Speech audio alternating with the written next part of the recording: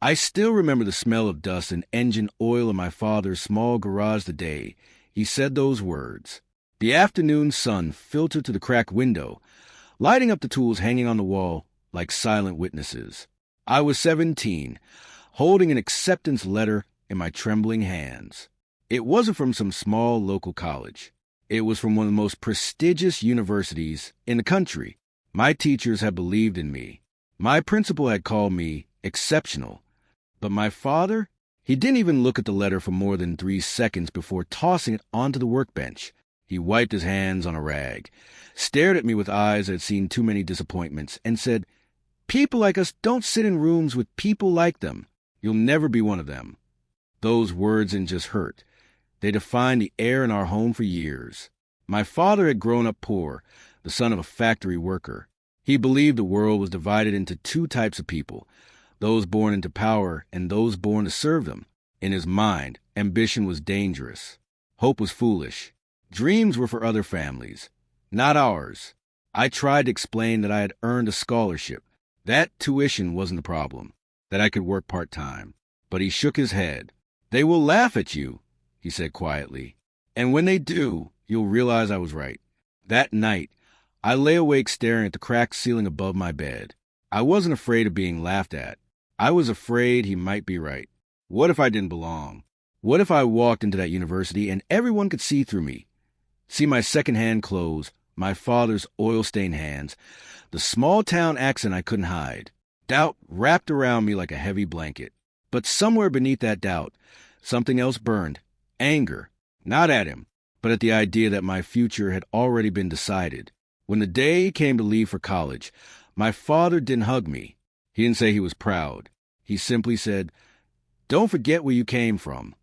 I carried those words like a warning carved into stone.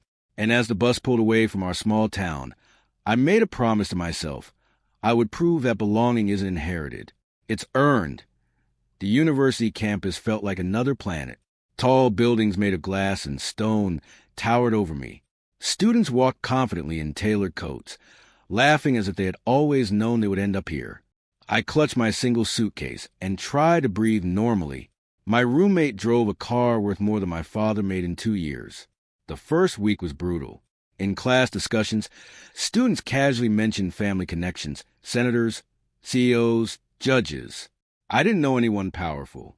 I didn't even know how to pronounce half the words they used. One evening after a political science lecture, a classmate asked where I was from. When I told him the name of my small industrial town, he smirked. "Didn't know they had schools there," he joked. The group laughed lightly. It wasn't cruel, just dismissive. But I heard my father's voice in my head. "They will laugh at you." I could have withdrawn. Many nights I almost did. I worked late shifts at the campus library to afford books and meals, while others attended networking dinners. I studied alone under fluorescent lights. I felt invisible, and sometimes that invisibility felt safer than trying to be seen. But slowly, something changed. My professors noticed my questions. I wasn't polished, but I was relentless. I read twice as much as everyone else.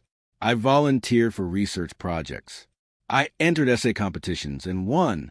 My story, my background, the very thing I thought disqualified me, began to shape my perspective. While others spoke about policy and theory, I spoke about how it affected families like mine. My words carried weight because they were real. By my 3rd year, I wasn't just surviving. I was leading student forums, organizing debates, mentoring freshmen who felt the same fear I once did. I realized something powerful. One of them wasn't a birthright. It was a mindset. And I was no longer asking for permission to belong. Years passed. Graduate school followed, then public service. I worked in community outreach programs, eventually moving into policy advisory roles.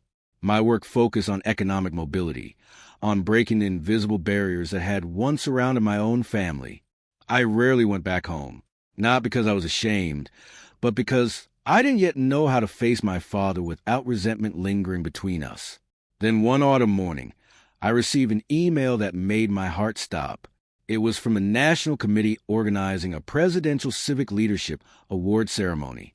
I had been nominated months earlier by a former professor. but I hadn't expected anything to come of it. The email was short. You have been selected as one of this year's honorees. The president will present the awards in person. I read it 3 times to be sure. My hands shook just like they had years ago holding that acceptance letter. Only this time, no one could throw it onto a workbench and dismiss it. I called my mother first. She cried softly. Then, after a long silence, I asked about my father.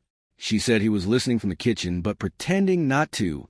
I told her the date and said there would be tickets available. He doesn't have to come, I added quickly, but deep down, I hoped he would. The weeks leading up to the ceremony were surreal. I was measured for a formal suit. I rehearsed walking across a grand stage. I researched past recipients who had gone on to shape national policy. Imposter syndrome tried to creep back in, whispering that I didn't belong here either. But this time I knew better. Belonging wasn't about comfort. It was about courage. The auditorium was breathtaking. Chandeliers glowing above rows of dignitaries. Cameras flashing. Flags standing tall behind the podium. I sat among scientists, activists, educators, people whose achievements had already changed lives. My heart pounded so loudly I was sure the microphone would pick it up.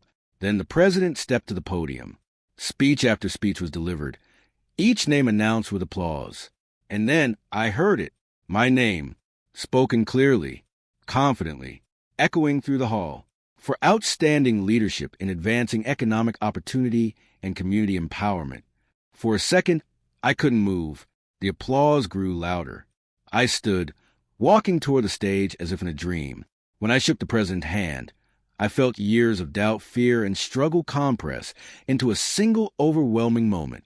As I turned toward the audience, my eyes searched instinctively, and there he was, my father, sitting in the 3rd row, wearing his only suit, slightly too big, slightly outdated, but sitting straighter than I had ever seen him sit. His eyes were wet. He wasn't clapping the loudest.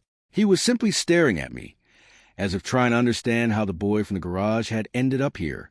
After the ceremony, he didn't say much at first. We stood facing each other in the grand hallway. Finally, his voice broke. "I was wrong," he said quietly. "You became one of them." I shook my head gently. "No," I replied. "I became me." And in that moment, I realized something powerful. I had never wanted to be one of them. I wanted to expand what they meant. I wanted kids from small garages and forgotten towns to hear their names read out loud one day and never doubt they belonged. Because sometimes the loudest applause isn't from the crowd. It's from the silence of someone who finally believes in you.